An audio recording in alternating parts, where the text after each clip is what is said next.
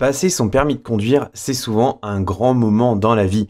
Cet examen, il se déroule en 2 temps. Dans un premier temps, il y a l'épreuve théorique. C'est celle du code de la route, qui consiste à faire moins de 5 erreurs sur une série de 40 questions. Et une fois que la partie théorique est passée, on peut passer à la pratique. Cette fois, c'est au volant d'une voiture, en l'occurrence d'une voiture d'auto-école équipée d'un double pédalier.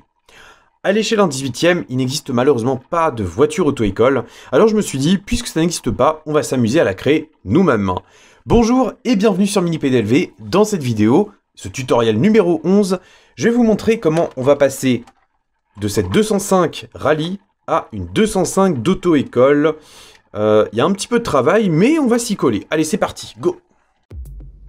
Pour commencer, on va procéder au démontage de la Peugeot 205 Rallye de Solido. Pour la démonter, c'est pas si compliqué que ça. Dans les faits, il y a 5 vis, mais si on retire le pot d'échappement, on voit bien qu'il y en a une 6e qui est cachée et qui doit impérativement être retirée. Au niveau des modifications, j'ai commencé par l'intérieur. Plus précisément, après avoir tout démonté, j'ai commencé par peindre les sièges à l'aide de la peinture Revell. Un bleu qui me rappelle un petit peu celui de l'intérieur des Peugeot 205 Junior. Bon, c'est pas exactement la même teinte, mais je suis pas trop mécontent du résultat. Ça se peint très facilement, avec une petite couche d'après transparent, ça a été parfait. J'ai embrayé ensuite sur le sol, parce qu'effectivement, un intérieur rouge dans une 205 d'auto-école, non, c'est pas top. Donc pour ça, j'ai appliqué une couche d'après. Alors j'ai appliqué un après transparent. Ensuite, j'ai embrayé sur de la peinture. J'ai pris une peinture noire. Et une fois que c'était sec, j'ai appliqué de la colle. L'intérêt, c'est ensuite de mettre du flocage dessus. Ça donne un rendu moquette qui est très sympa. D'ailleurs, si vous voulez en voir plus, j'ai fait une petite vidéo. Il y a une petite fiche en haut à droite. Le panneau de toit, c'est Simon qui me l'a réalisé. Vous avez donc une fiche en haut à droite dès qu'il sera disponible à la vente. C'est vraiment super simple à travailler, c'est l'impression 3D. Donc pas mal de ponçage quand même pour gommer les traits de coupe. Et ensuite, une fois que c'est fait, eh ben, il sera prêt à peindre tout à l'heure.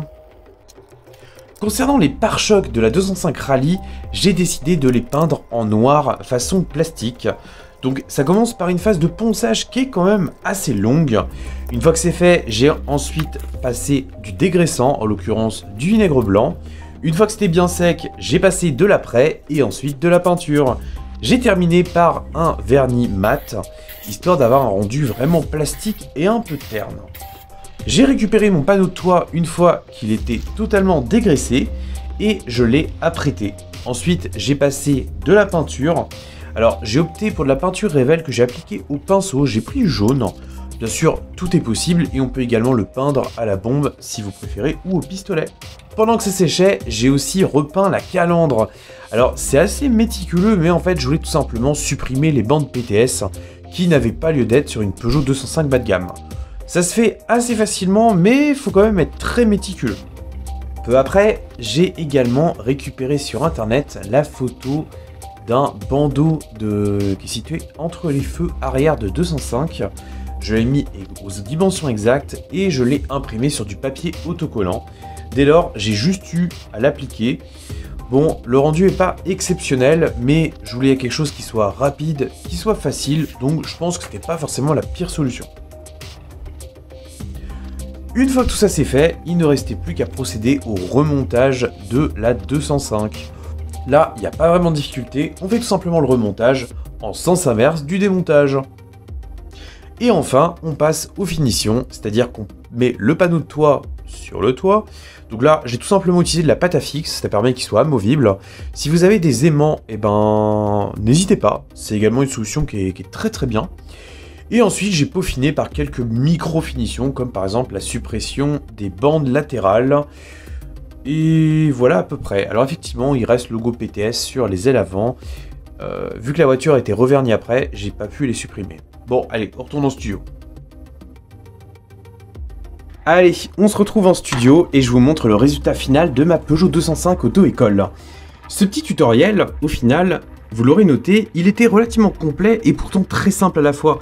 Puisque pour faire une auto-école, la seule chose qu'il faut dans les faits, c'est tout simplement le panneau d'auto-école. D'ailleurs, je remercie grandement Simon qui a vraiment super bien travaillé.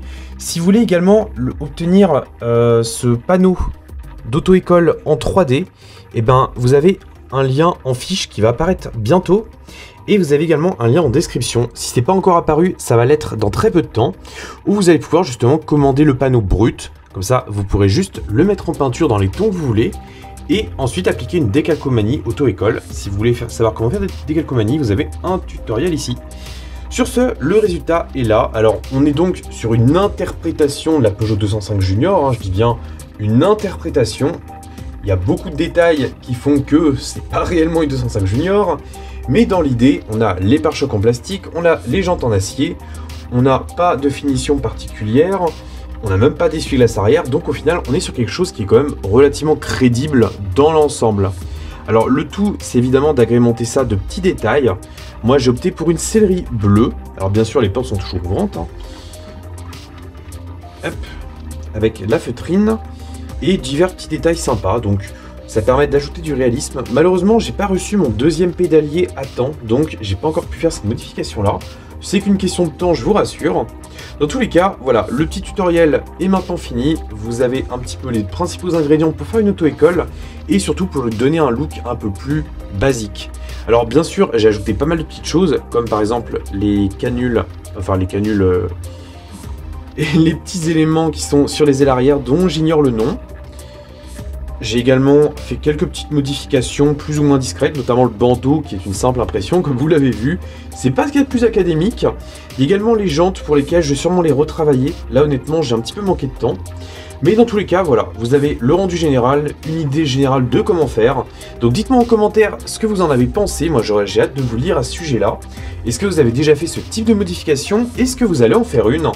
Sur ce, je vous retarde pas plus longtemps, je vous dis à dimanche prochain, conduisez pas comme des pirates, surtout en ville, et bye bye, salut!